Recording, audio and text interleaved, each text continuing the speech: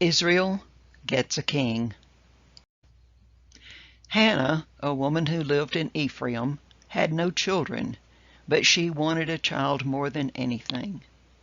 She prayed to the Lord God, making a vow, saying, "Lord Almighty, if you will only look on your servant's misery and give her a son, then I will give him to the Lord for all the days of his life."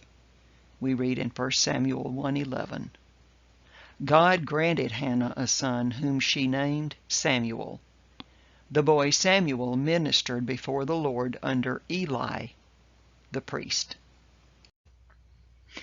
Samuel grew up, and the people of Israel recognized him as a prophet of God and their leader.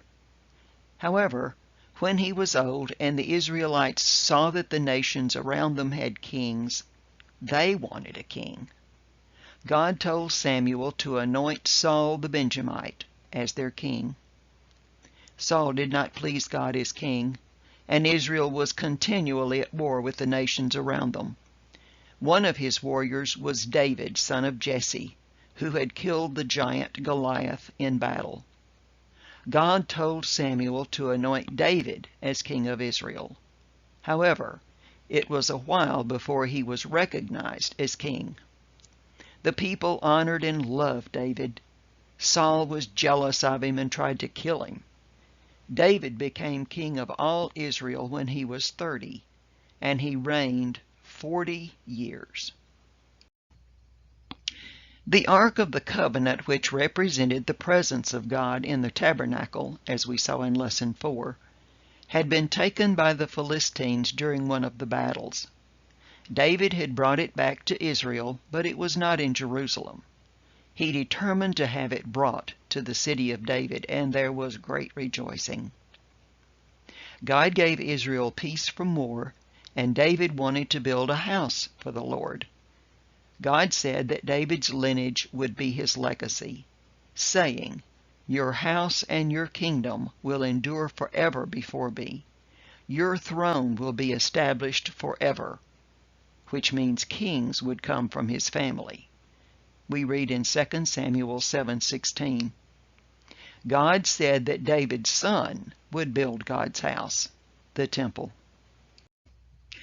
During a time of war, David sent his army to fight, but he remained at home. This got him into trouble because he committed adultery with Bathsheba and had her husband Uriah, one of his soldiers, killed so that he could marry her. Nathan the prophet came to him with a story about a rich man who took a poor man's sheep and killed it for food, even though he had many sheep of his own. When David said the rich man should be put to death, Nathan responded, "You are the man." 2 Samuel 12:7. Nathan also told him that the child of Bathsheba would die. David pleaded with God, but the child died. Later, David and Bathsheba had a son whom they named Solomon.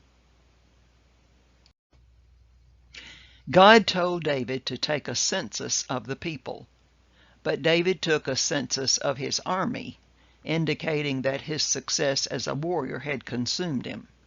His success was not attributed to God. God was very angry with David for his behavior and brought a plague on Israel. David was contrite in realizing that his sin had caused the plague, and he built an altar to God, offering sacrifices and fellowship offerings. God answered David with relief for the people. When David was ill and dying, he called for Bathsheba, Joab, and Benaiah, and told them that Solomon was to be king after him. They found Solomon and anointed him king, and the people celebrated. David advised Solomon to observe what the Lord your God requires. Walk in his ways and keep his commands and laws, as written in the law of Moses. 1 Kings 2:3. Solomon was the wisest man who ever lived. However, he made many alliances with kingdoms that did not follow God. marrying many women of those kingdoms, and bringing their foreign gods into the nation of Israel. As promised, God had Solomon build the temple in Jerusalem. His alliances helped him to build with the best materials. It was to be the house of God, so Solomon wanted it to be magnificent, overlaid in gold and curtains of fine linen. When it was dedicated, Solomon had the Ark of the Covenant placed in the most holy place. There was great celebration. The description of the temple may be found in 2 Chronicles chapters 2 through 4. The building was about 102 feet deep and 34 feet wide, and all was overlaid with gold. Built after the plan for the tabernacle of Moses, one entered the porch framed by 2 large columns. Daily sacrifices were offered there. The priests could go no further into the holy place. But only the high priest could enter the Holy of Holies once each year. The Ark of the Covenant was kept there. On the ark were 2 cherubim, or angels, whose wingspans together reached from one wall to the other 34 feet. The cherubim also were overlaid with gold. This is where God resided with the people. Solomon's fame was known throughout the area because of his wisdom, as well as his building of the temple and his palace. The Queen of Sheba, possibly in southern Arabia, visited to see for herself. She told Solomon that the reports she had heard were true, adding, "Not even the half was told me. You have far exceeded the report I heard." 1 Kings 10, 6 through 7. She presented him with great gifts from her country. This experience was repeated.